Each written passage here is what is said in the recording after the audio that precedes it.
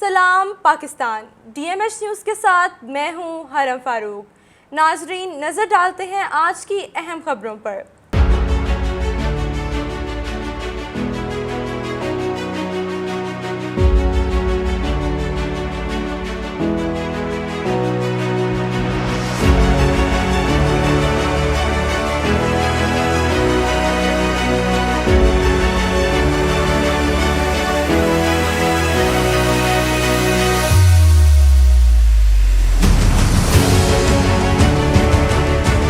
Lahore chamber of commerce में real estate business and way forward के मौजू पर सेमिनार का इनकाद किया गया, जिसकी सदारत लाहौर चैम्बर ऑफ कॉमर्स के सदर काशिफ अनवर ने की। इस मौका पर डॉक्टर कामरान फजल, मोहम्मद अकबर, मियां मुबशर इकबाल, अबू बकर भट्टी, काशिफ शहजाद और डॉक्टर खालिद महमूद, मेजर रफीक हसरत समेत शुरा की कसीर तादाद मौजूद थी। लाहौर चैम्बर ऑफ कॉमर्स के सदर काशिफ अनवर और रियल एस्टेट के ओहदेदारान और मुकर्रिरीन ने सेमिनार से खिताब करते हुए रियल एस्टेट की अहमियत पर जोर दिया और हुकूमत से मुतालबा किया कि रियल एस्टेट सेक्टर के तोहफ़्फ़ के लिए खसूसी इक़दाम उठाए और रिलीफ दे। मैं आप रियल स्टेट कम्युनिटी का बहुत शुक्रगुजार हूँ कि वो यहाँ पर आए, क्योंकि इसमें कोई दो राय नहीं है कि आजकल बजट का ही मौसम है और यही राइट टाइम है कि हम जितने सेक्टर्स हैं वो अपनी प्रपोजल्स को गवर्नमेंट तक पहुँचाएँ।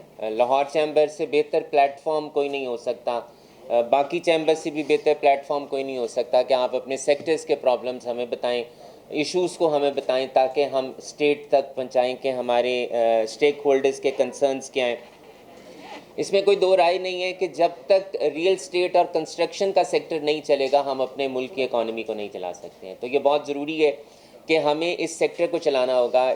बिल्कुल डॉक्यूमेंटेशन, FATF, मसाइल, टैक्सेशन, हम बिल्कुल सरकार के साथ हैं, लेकिन जब आप एक सेक्टर के ऊपर ओवर टैक्सेशन कर देंगे और आप कंप्लाइंस को इतना मुश्किल कर देंगे कि वो बिज़नेस कोई भी सेक्टर बंद होने के दहाने पे चला जाए, तो हमारी गवर्नमेंट से यही रिक्वेस्ट है कि आप ज़रूर डॉक्यूमेंटेशन करें, लेकिन कारोबार बंद करने के लिए ना करें, कारोबार को चलाने के लिए करें, डॉक्यूमेंटेशन के लिए करें। टैक्स बेस को बिल्कुल बढ़ाएं, लेकिन ये बहुत ज़रूरी है कि अगर आप टैक्स बेस को बढ़ाना चाहते हैं तो आपको ये फ़वाइद ज़रूर बताने होंगे कि अगर हम टैक्स बेस को बढ़ा रहे हैं तो हम कम्युनिटी को फ़वाइद क्या दे रहे हैं। मैं 7E की बात भी यहाँ पर ज़रूर करना चाहूँगा। अगर कोई शख्स अपने वाइट कैपिटल से कोई प्रॉपर्टी ख़रीदता है तो शायद उसके ऊपर एतराज़ नहीं होना चाहिए, जो कि आप 2.5 करोड़ से ज़्यादा की मालियत की प्रॉपर्टी नहीं रख सकते। फिर उसमें शराइत आ गई, आप एक प्लॉट रख सकते हैं, फिर उसमें आगे और भी बहुत सी शराइत हैं। तो हमारा हुकूमत से शुरू से ये मुतालबा है कि जो कैपिटल आपकी वेल्थ टैक्स में रिटर्न है उसको उससे परचेजेस करने में, चूँकि उस पर टैक्स अदा कर दिया होता है, तो वो कोई भी शख्स कितनी भी प्रॉपर्टी रखना चाहे तो वो प्रॉपर्टी रख सकता है। मैं यहाँ पर ये भी ज़रूर कहना चाहूँगा कि आप अपनी तजावीज़ हमें ज़रूर दें, लेकिन इस बात का ज़रूर ध्यान में रखें कि वो इम्प्लीमेंटेबल होनी चाहिए, ताकि हम भी उनको गवर्नमेंट तक पहुंचा सकें। और अगर हम गवर्नमेंट से कहीं पर किसी टैक्स में रिडक्शन चाह रहे हैं तो हमें दूसरी तरफ गवर्नमेंट को ये भी बताना होगा कि अगर एक तरफ रिडक्शन हो रही है तो दूसरी तरफ हम टैक्स को एनहेंस भी कर रहे हैं, ताकि वो गवर्नमेंट हमारी बात सुने। मैं आखिर में आपका दोबारा शुक्रगुजार हूँ और मैं तमाम आप जिस तरह से आपने मिसाल कायम किया रियल स्टेट सेक्टर ने लाहौर चैम्बर में आकर बजट के सेमिनार पर और प्रपोजल्स देने के लिए, मैं लाहौर चैम्बर के दरवाजे तमाम सेक्टर्स के लिए और उन तमाम सेक्टर्स को मैं यहाँ पर मदऊ करता हूँ कि आप यहाँ पर आएँ, अपने सेमिनार्स करें, अपने लोगों को लेकर आएँ, अपनी तजावीज़ हमें दें, ताकि हम गवर्नमेंट तक वो तजावीज़ पहुँचा सकें। इन्हीं अल्फाज के साथ मैं आप सबका बहुत शुक्रगुजार हूँ। फंक्शन को, इनके इस तकरीब को कामयाब करें और हर मौके पर इज़ालत विद अस और उनके सपोर्ट को मैं कमेंट करता हूँ और उनके शुक्रिया अदा करता हूँ। और उसके बाद खुर्रम अब्बास साहब, अल्हम्दुलिल्लाह ये भी मुझे ऑनर जाती है कि सबसे पहले जब मैं सदर बना था तो इनको मैंने लीगल एडवाइज़र रखा था, तो बहुत ही हमेशा हर मौके पर हमें गाइड करते हैं, हमारे साथ खड़े होते हैं। और डॉक्टर खालिद महमूद साहब हमारे चेयरमैन है DHA स्टेट इंस्टीट्यूशन के, वो तशरीफ़ लाए हैं, इनको भी मैं शुक्रिया अदा करता हूँ। मैडम तशरीफ़ लाई हैं, आई एम रियली वेरी ग्रेटफुल। और अभी डॉक्टर सवैयद इकराम साहब हमारे बहुत ही प्यारे दोस्त हैं, बहुत बड़े डेवलपर हैं, इन्हें बिग वे कंस्ट्रक्शन का काम कर रहे हैं और बैरियर टाउन में अल्हम्दुलिल्लाह बिलो शुबा जो है सबसे बड़ा जो माल है, if I am not wrong, तो डॉक्टर साहब जो है ना उसको बना रहे हैं। और अल्हम्दुलिल्लाह इसके अलावा हमारी दिली मोहब्बत उनके साथ है। इस दफ़ा उन्होंने वहाँ बैरियर की मस्जिद में तराबियाँ पढ़ाई और रूह परवर बनकर इतनी खूबसूरत तलावत मैंने बहुत कम देखी है। अल्लाह ताला उसके लिए भी इनको जज़ाए खैर अता फरमाए। हमारे भाई जनाब सरफराज साहब बैठे हैं, हमारे सेक्रेटरी जनरल हैं DHA लाहौर एसोसिएशन के, बड़े एक्टिव पर्सनैलिटी हैं, बड़े प्यारे दोस्त हैं, तशरीफ़ लाएँ। और हमारे शाहिद महमूद साहब तशरीफ़ लाएँ, ये हमारे पहले पिछले एसोसिएशन के सेक्रेटरी जनरल थे, हमेशा कंट्रीब्यूट करते हैं, प्रोएक्टिव भी काम करते हैं। हसन सरदार साहब बैठते हैं। बाकी हमारे जो आर्बिट्रेशन कमेटी है DHA की, उसके सदर हमारे तशरीफ़ लाए हैं। बहुत सारे दोस्त आए हैं, सबको मैं खुश आमदीद करता हूँ। DHA लाहौर से भी इमरान साहब तशरीफ़ लाए हैं, उनके एसोसिएशन को प्रेजेंट करने के लिए उनका भी शुक्रिया अदा करता हूँ।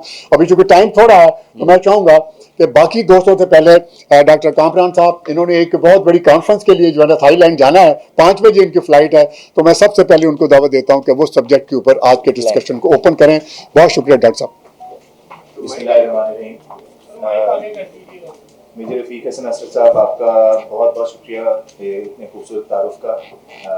लाहौर चैम्बर ऑफ कॉमर्स के प्रेसिडेंट काशिफ अनवर साहब बड़े भाई भी हैं, दोस्त भी हैं, इनका बहुत ज़्यादा ताउन रहा है। जब भी मैं DHA को कभी यहाँ पे लाया, चाहे वो DHA भावलपुर था या उसके अलावा उनकी मैनेजमेंट में 3 दफ़ा इनकी मैनेजमेंट चैम्बर लाहौर में आ चुकी है, और काशिफ भाई का हमेशा बहुत बड़ा सपोर्ट रहा है। I am really grateful to you for this. जो ये सब्जेक्ट है, ये मैं आपको थोड़ा सा इसका ओरिजिनेटिंग कॉन्वर्सेशन बताता हूँ कि हुआ ये कि मेरी और मेरे साथ की एक मुलाकात थी जिसमें हम बैठे हुए थे। उससे कुछ दिन पहले एक बहुत सीनियर ऑफिसर से मेरी बात हो रही थी, तो उन्होंने मुझे कहा कि यार सारी की सारी इंडस्ट्रीज़ इस टाइम पे फाइनेंस मिनिस्टर के साथ नेगोशिएट कर रही हैं, तो आप लोगों को चाहिए कि आप लोग भी क्या करें। तो मैंने फिर मेरे साथ को रिक्वेस्ट की, क्योंकि 2016-17 में जिस टाइम पे मेरे साथ इस्लामाबाद आया करते थे, तो मेरे साथ से उस टाइम मुलाकात होती थी, और मैंने इनको बहुत ज़्यादा एफर्ट करते देखा सारे दोस्तों के लिए। और उस एफर्ट की याददाश्त के तौर पे मैंने फिर मेरे साहब को कहा कि एक दफ़ा दोबारा स्ट्रगल करते हैं, और अल्लाह ताला अगर हम सारे दोस्तों को जोड़ के रखें और हम कोई पॉजिटिव डायरेक्शन में गवर्नमेंट के साथ दोबारा से एक स्ट्रक्चर डिस्कस कर सकें।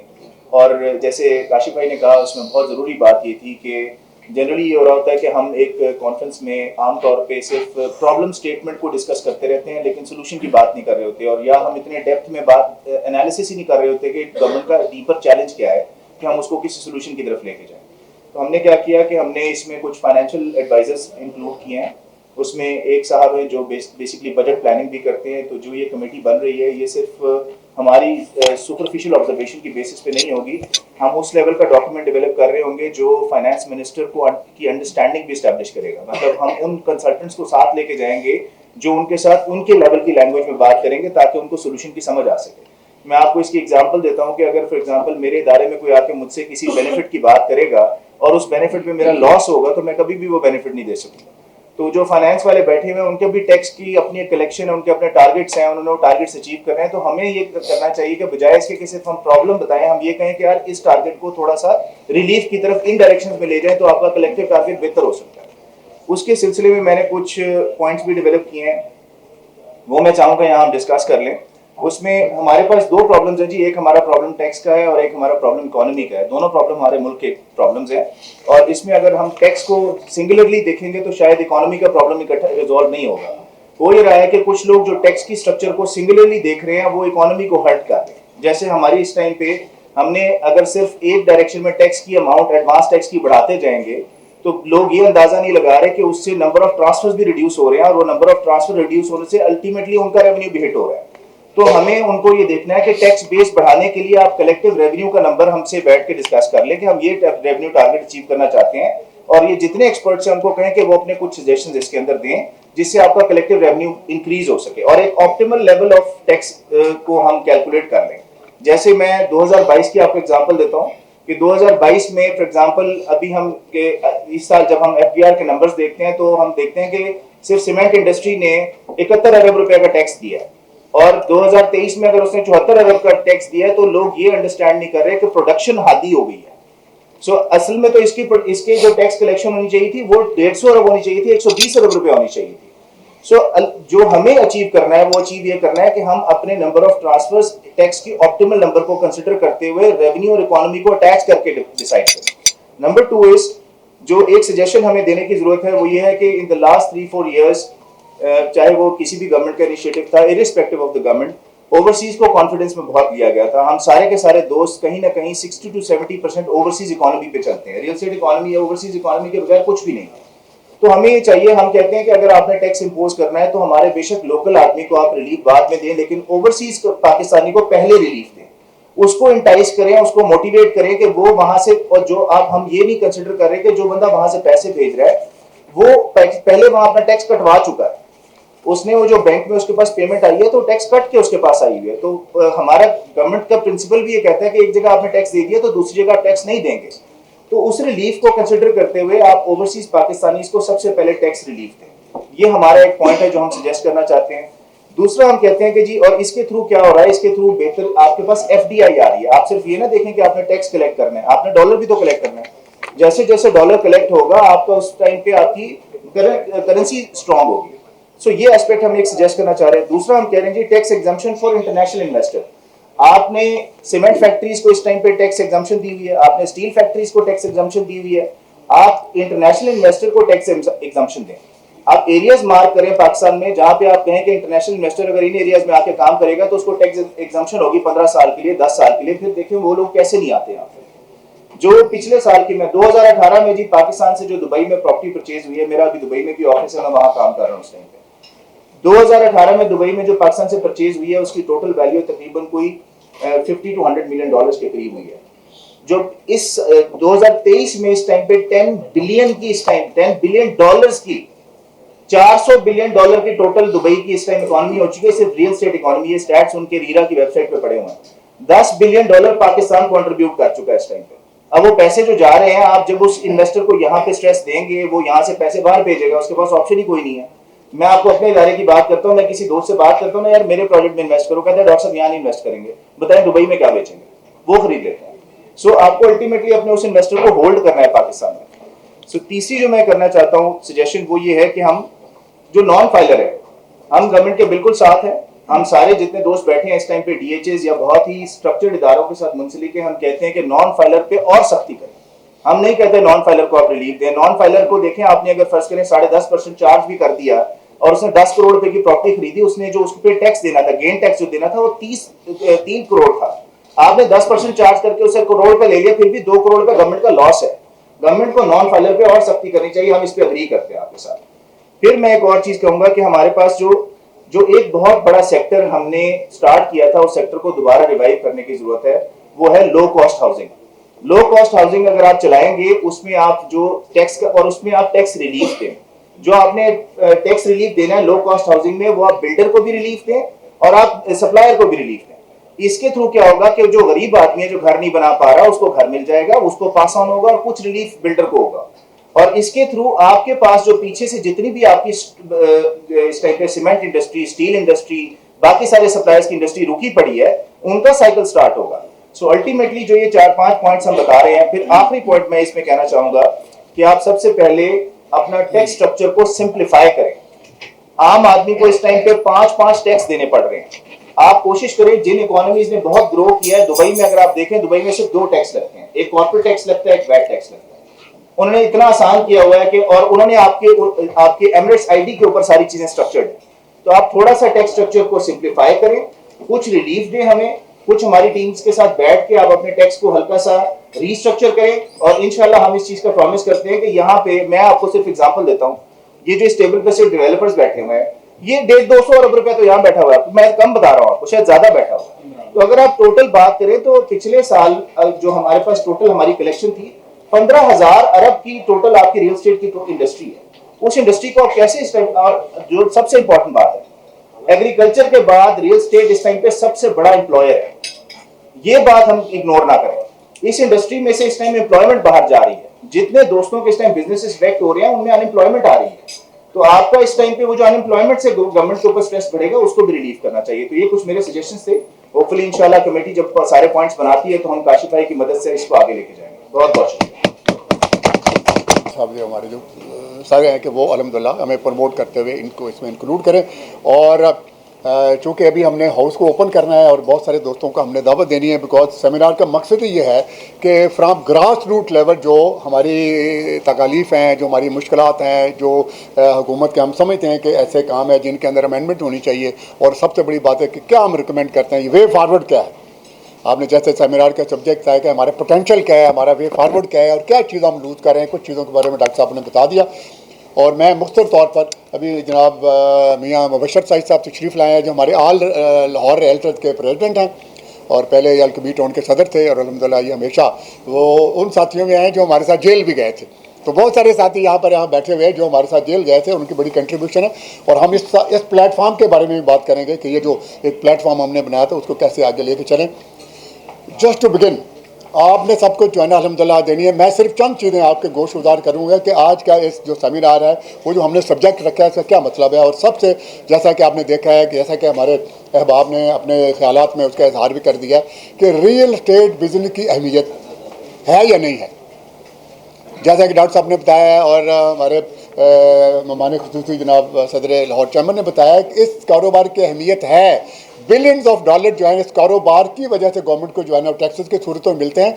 और बहुत बड़ी इन्वेस्टमेंट जो ओवरसीज़ हमारे पाकिस्तानी हैं, ना वो यहाँ कारखाना लगा सकते हैं इजीली, ना दुकान खोल सकते हैं, ना मरबे लेके जा सकते हैं। वो सबसे सेफेस्ट उनके लिए इन्वेस्टमेंट है किसी रिलायबल सोसाइटी में अपन चंद प्लॉट लेके छोड़ दें और चंद साल के बाद बेच के अपना रेवेन्यू जनरेट करें। नंबर 1। उससे बाद सबसे बड़ी जो अहमियत है वो ये है कि इसके अंदर लाखों जो नौजवान लोग हैं उनका रोज़गार जो है ना वो अल्हम्दुलिल्लाह इन बिल्ट इसके अंदर कैपेसिटी है कि लोगों को जो रोज़गार दे।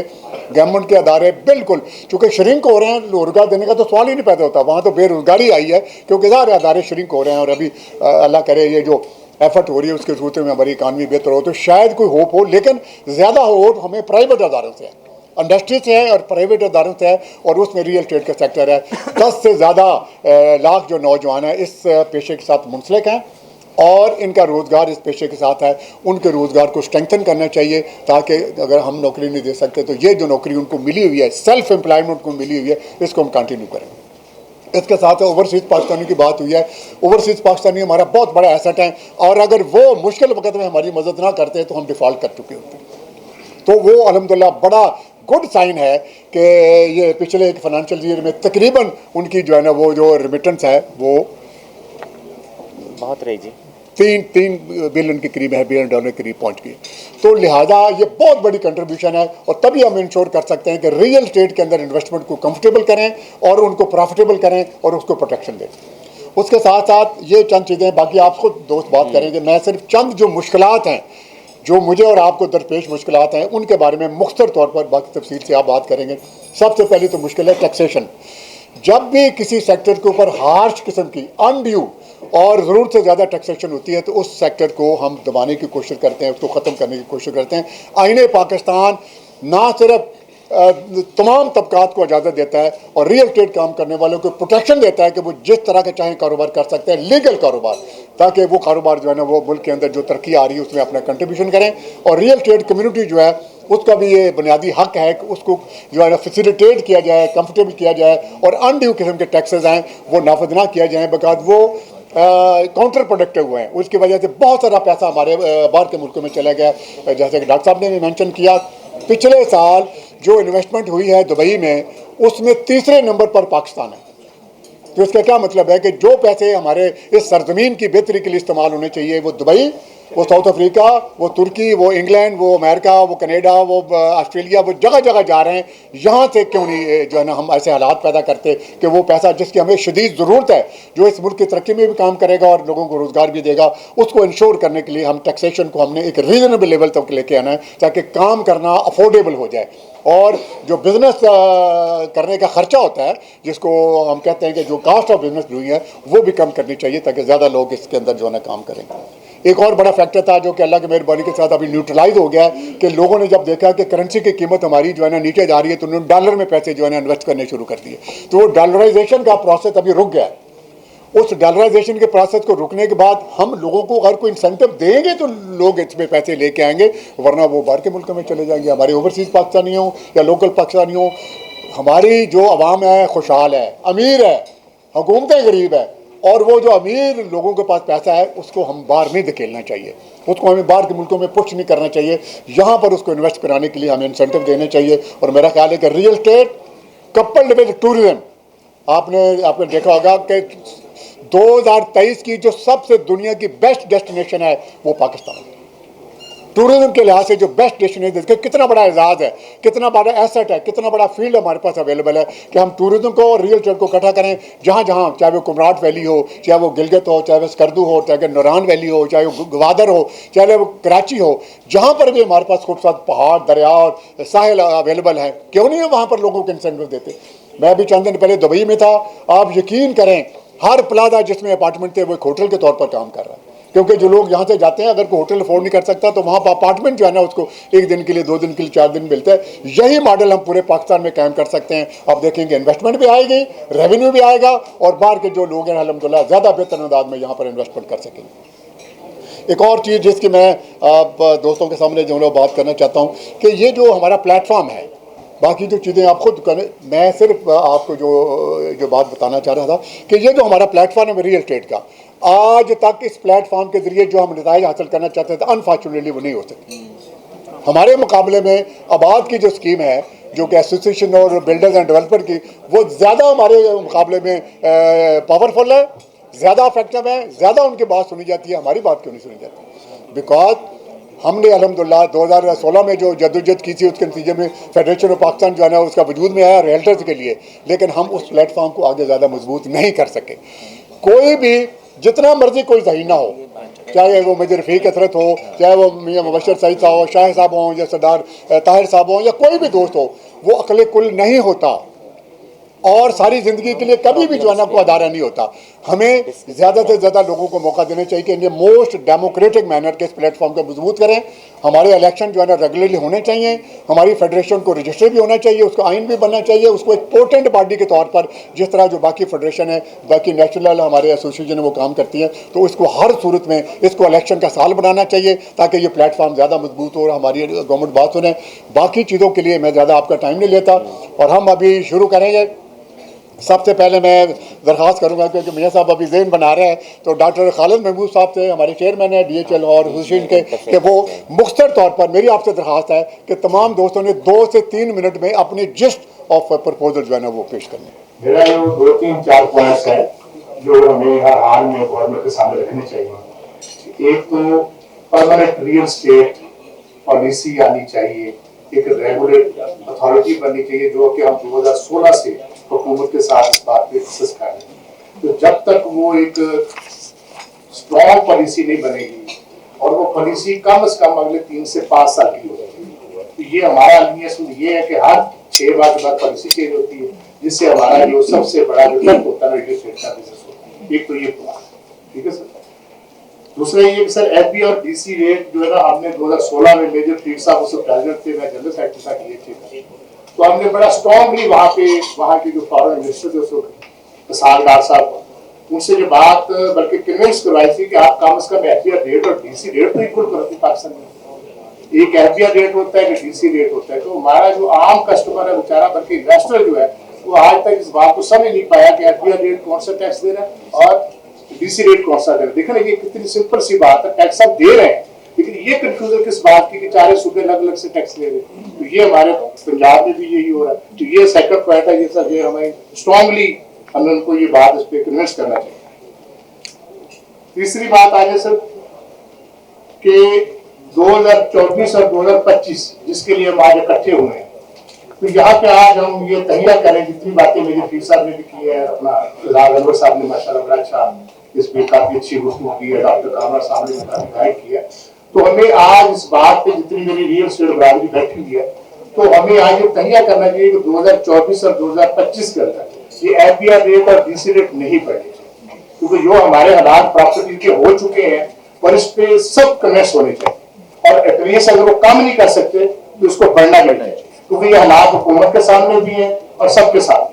ये हमारा तीसरा पॉइंट है, ये अब स्ट्रॉन्गली इसके ऊपर हम इंशाल्लाह इस पर कैंपेन चलाएंगे पूरी हम। अगला आ जाए सर, उसके बाद इनकम टैक्स सेक्शन 280 डॉक्टर साहब ने बड़े अच्छे तरीके से बयान किया कि ये ज़ाहिर है टैक्स लेके आते हैं या तो उसको हम फिर दोबारा से उसी कंक्लूजन में डाल देते हैं ओवरसीज पाकिस्तानी। ये हमारा बड़ा दरीना पॉइंट रहा 2016 से और हमने हमेशा वो ये कहा कि जैसे आप उनको फैसिलिटेट नहीं करेंगे तो उनको एटलीस्ट फाइनर बना देंगे, तो उसको कंसिडर कर ले फाइनर के जो पैसा लेके आ रहा है तो उसको कम से कम यहाँ पे जितनी आइडल आ रही है तो वहां अगर टैक्स लेके आए तो उसको हम अगर फाइनर कंसिडर कर देंगे तो डेफिनेटली वो टैक्स आगे देगा। जब वो सेल परचेज करेगा। तो ये मेरा अगला चौथा पॉइंट आ गया। काशिफ भाई जी जरा काइंडली इसको चेक कर लीजिएगा। और इनकम टैक्स सेक्शन 236C, ये पहले इसके ऊपर टाइम ड्यूरेशन था हमारा कि इसको हम चाहते थे कि कम से कम जो होल्डिंग जो है ना इसका 6 साल या 5 साल होना चाहिए। ये जो बार बार इसके ऊपर आते हैं तो ये भी इन्वेस्टर्स के लिए बड़ा फायदा है। और सऊदी अरब में गुजारी है और दुबई रियल एस्टेट से भी मैं बहुत ज्यादा वाकिफ हूँ। ओवरसीज क्लाइंट यहाँ पे फल और सब्जियों के अंदर तो इन्वेस्टमेंट नहीं करेगा। ओवरसीज के पास तो एक ही ऑप्शन है, that is real estate, the only choice investment के लिए। अब मामला ये है क्योंकि वक्त कम है, मैंने डे 1 से रियल एस्टेट के अंदर डेवलपर्स के साथ ही मैंने काम किया। मैं I never work as a real estate agent, तो थोड़ा सा मुझे डेवलपर्स से कंसर्न का आइडिया है। मैं सर ये बात नहीं करूंगा यहाँ पे 7A टैक्स क्यों इम्पोज किया गया, टैक्सेशन किया है। मैं यहाँ पे अपने बड़ों से ये गुजारिश करूंगा, पहले तो हमें हमारे फंडामेंटल राइट्स बताए जाए ना। Being a citizen and businessman of Pakistan, हमारे क्या राइट्स हैं? ये राइट तो हमें बार बार सिखाया जाता है और इस राइट के ऊपर तो बात की जाती है कि हमें टैक्स पे करना है और we have to be a very good citizen of Pakistan, ये हमारी रिस्पांसिबिलिटी है। लेकिन हमारा क्या राइट है?